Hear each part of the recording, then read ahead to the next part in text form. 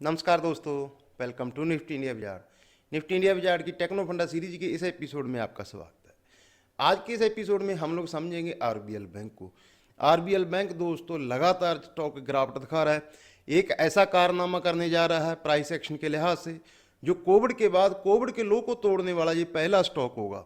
जी हाँ दोस्तों, ये ऑलमोस्ट अपने कोविड के लोज के आसपास पहुंच चुका है। अभी तक किसी भी स्टॉक ने मार्च 2020 के लोज को ब्रेक नहीं किया है। तो क्या एफएनओ स्पेस में खास करके ये पहला स्टॉक होगा जो अपने कोविड के लो को भी तोड़ देगा।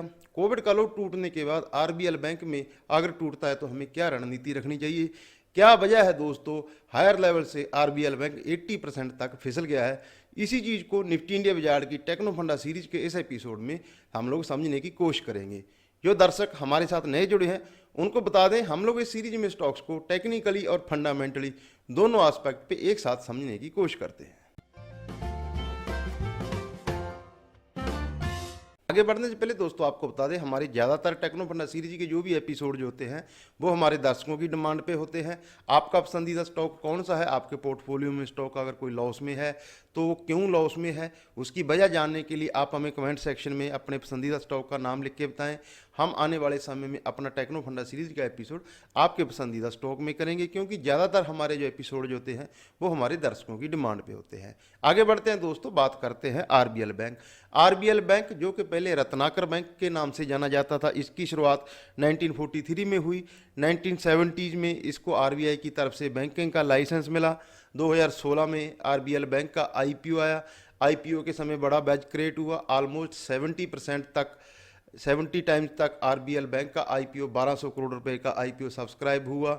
225 का आईपीओ दोस्तों 270 रुपये के आसपास लिस्ट हुआ। अगले 2 साल में बड़े रिटर्न बना के दिए, 700 रुपये से भी ऊपर एक समय आरबीएल बैंक चला गया था। लेकिन दोस्तों 2019 के आखिर में इसमें गिरावट शुरुआत हुई। कुछ ऐसे इंसिडेंट हुए, हाल ही में एक आरबीएल बैंक ने 300 करोड़ के एनपीओ को 7 महीने के अंदर ही राइट ऑफ कर दिया। लोन सैंक्शन के 7 महीने के अंदर ही राइट ऑफ कर दिया, जिसकी वजह से आरबीआई ने इसके एमडी को हटा के नया एमडी नियुक्त किया। उसके बाद स्टॉक में लगातार गिरावट हो रही है। बात करें आरबीएल के दोस्तों बिजनेस मॉडल की, तो आरबीएल मेनली दोस्तों कारपोरेट और इंस्टीट्यूशन बैंकिंग, ब्रांच और बिजनेस बैंकिंग दोस्तों, रिटेल बैंकिंग, ट्रेजरी और फाइनेंशियल मार्केट ऑपरेशन में काम करता है। FY21 में इसने 500 करोड़ से ज़्यादा का प्रॉफिट क्लॉक किया। लेकिन दोस्तों FY22 के पिछले तीनों क्वार्टर में आरबीएल बैंक ने लॉस क्लॉक किया है। तो ये भी एक कंसर्न है, जिसकी वजह से इसकी जो प्राइस है वो लगातार डी एप्रिशिएट हो रही है। बात करें दोस्तों आरबीएल बैंक को स्टॉक मार्केट के प्रोस्पेक्ट से समझने की, 8,425 करोड़ रुपए की मार्केट कैप रह गई है दोस्तों। 3,000 करोड़ से ज़्यादा का नेट इंटरेस्ट इनकम FY21 में, 507 करोड़ रुपए का प्रॉफिट था, 9.21 रुपए की ईपीएस FY21 की, क्योंकि FY22 के तीनों क्वार्टर में इसने लॉस क्लॉक किया है। पी रेशो दोस्तों इसकी 15 की है। FY21 के प्रॉफिट के जो 507 रुपए का प्रॉफिट था, 507 करोड़ का प्रॉफिट था, उसके लिहाज से निकाला जाए। एकमात्र इसकी जो सिल्वर लाइनिंग है आरबीएल बैंक की दोस्तों की, ये अपनी बुक वैल्यू के नीचे ट्रेड कर रहा है। 0.68 का इसका प्राइस टू बुक मल्टीपल है। बाकी की फाइनेंशियल नंबर की बात करें आरबीएल बैंक के दोस्तों, 3,787 करोड़ रुपए की net interest income, net interest margin 4.47% का, 507 करोड़ रुपए का प्रॉफिट, कासा रेशो 31% का जो कि कम है इंडस्ट्री में, आरओसी 5% की, आरओई 4.42% की, कैपिटल एडिक्वेंसी रेशो 17.47% का है, 10 रुपये की फेस वैल्यू है। नेट एनपीएस के 2% से भी ज़्यादा हो चुके हैं। कॉस्ट ऑफ लायबिलिटी 5.79% की है। एडवांसेज में 1% की ग्रोथ है दोस्तों। Cost to income ratio RBL bank का 40% का है। बात करें आरबीएल बैंक के दोस्तों शेयर होल्डिंग पैटर्न की, तो ज़्यादातर जो शेयर होल्डिंग है वो रिटेल निवेशकों के पास है। प्रमोटर इसमें कोई स्टेक नहीं रखते हैं। बाकी थोड़ी बहुत जो स्टेक है वो एफआईज और डीआईज के पास है।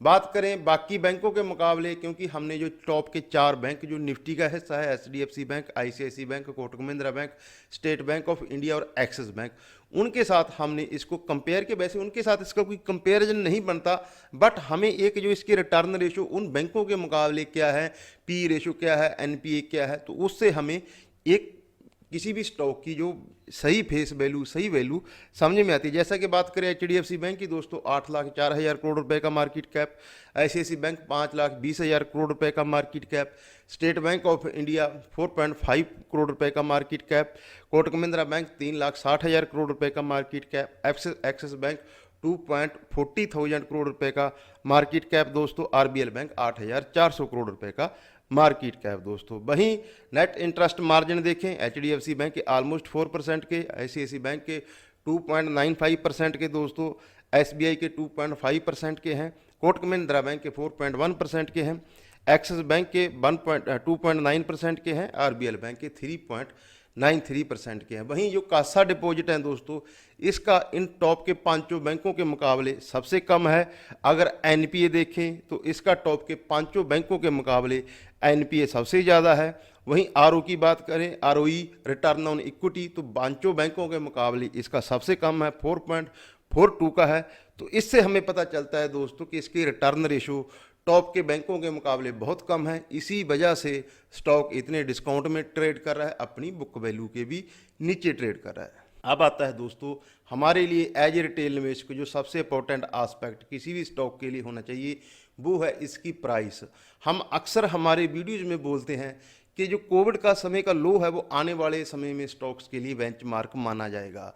तो RBL बैंक कोविड के समय 100 रुपये के आसपास फिसल गया था, अभी भी ये फिसल के 140 रुपये पे, जब हम लोग ये वीडियो रिकॉर्ड करें 140 रुपये के आ चुका है। ऐसे FNO ट्रेडेड स्टॉक्स जो दो देश की टॉप 300 कंपनियां जनरली गिनी जाती हैं, उनमें 4 कंपनियां ऐसी हैं जो कोविड के लो को ब्रेक कर सकती हैं आने वाले दिनों में। उनमें शामिल है RBL बैंक दोस्तों, India bull housing finance, PNB, city union bank. ये चारों स्टॉक्स ऐसे हैं जो अपने कोविड के लो के आसपास ट्रेड करें। इंटरेस्टिंगली दोस्तों ये चारों बैंकिंग और NBFC स्टॉक हैं, 3 बैंकिंग स्टॉक हैं, 1 NBFC स्टॉक है। तो इस प्रकार से बैंकिंग और NBFC जो सेक्टर है वो मार्केट को अंडर परफॉर्म कर रहा है। अब हम लोग इसकी प्राइस को समझने की कोशिश करते हैं। RBL बैंक को करंटली 140 रुपये पे इसकी जो प्राइस है वो ट्रेड कर रही है। अपने IPO प्राइस जो 225 रुपये इसकी प्राइस थी, लिस्टिंग प्राइस, इशू प्राइस, वहाँ से 40% नीचे ट्रेड कर रहा है। लाइफ टाइम हाई 716 रुपये का लगा था, वहाँ से 80% नीचे ट्रेड कर रहा है। 52 वीक हाई 260 रुपये का लगा था, वहाँ से 50% नीचे ट्रेड कर रहा है। ऑलमोस्ट अपने 52 वीक लो के आसपास ट्रेड कर रहा है। कोविड का जो लो है दोस्तों, हम जितने भी हमारे टेक्नो फंडा सीरीज के 100 से ज़्यादा स्टॉक्स को हम लोग कवर कर चुके हैं। हर एक स्टॉक का हम लोग कोविड का लो जरूर मेंशन करते हैं।